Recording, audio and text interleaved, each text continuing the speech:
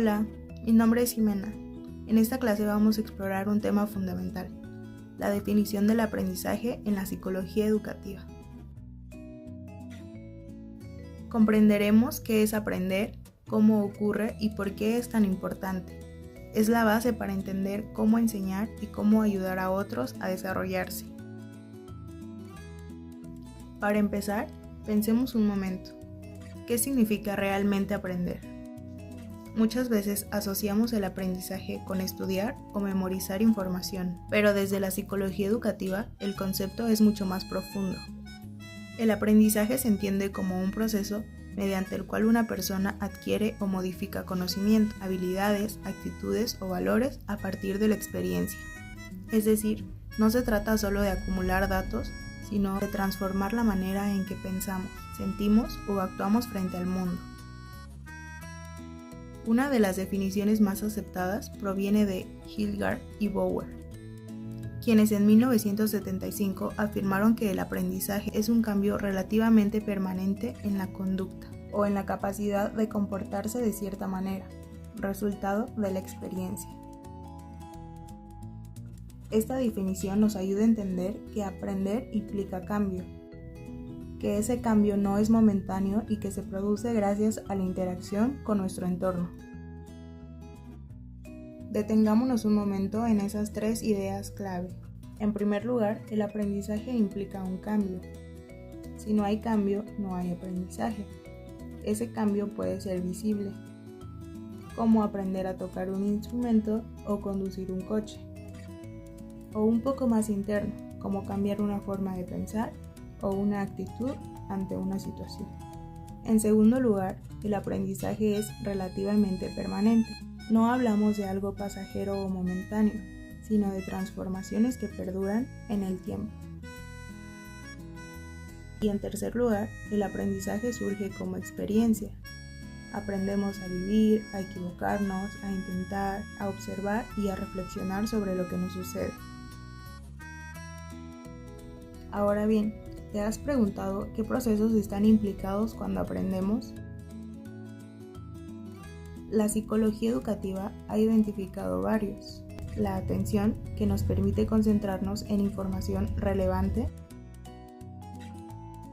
La memoria, que nos ayuda a retener y recuperar lo aprendido.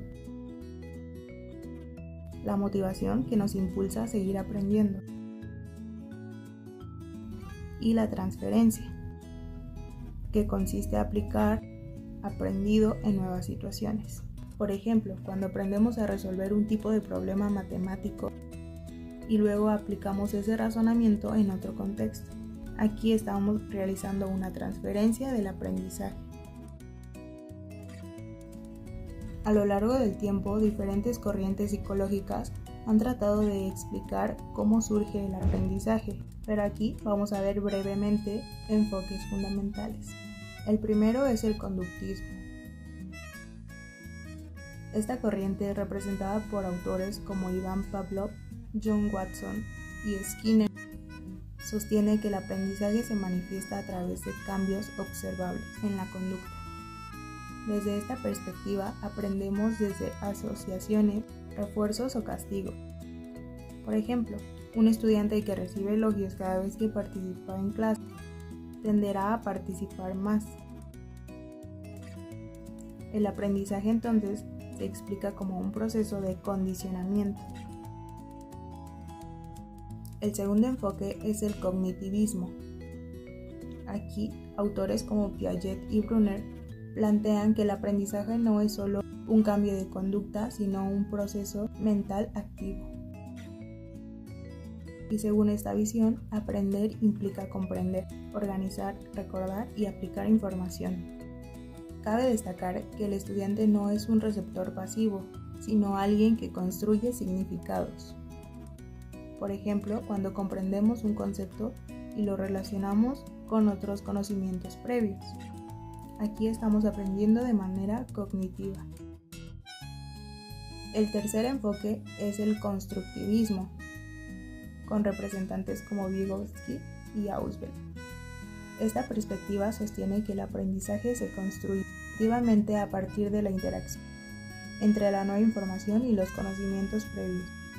Además, resalta la importancia del contexto social y cultural. Aprendemos con otros y gracias a otros.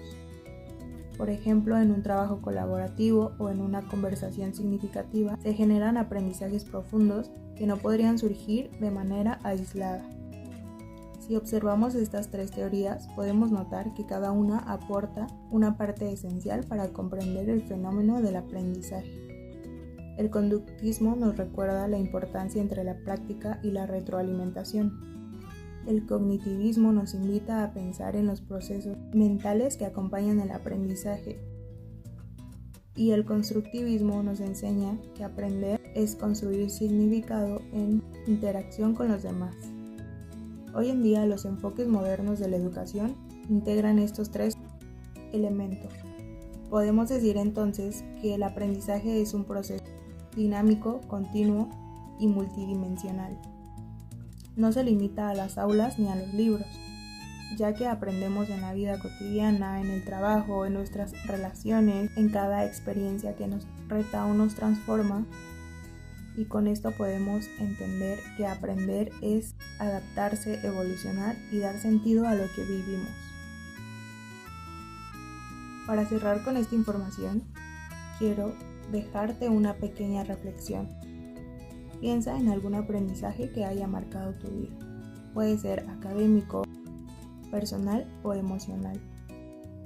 Pregúntate cómo lo adquiriste, qué cambió en ti y por qué fue significativo.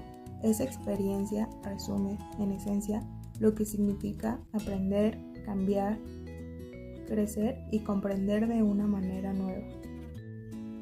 Recuerda que el aprendizaje es la base del desarrollo humano y que como futuros profesionales de la educación o la psicología, nuestro papel es facilitar ese proceso de cambio y crecimiento en los demás.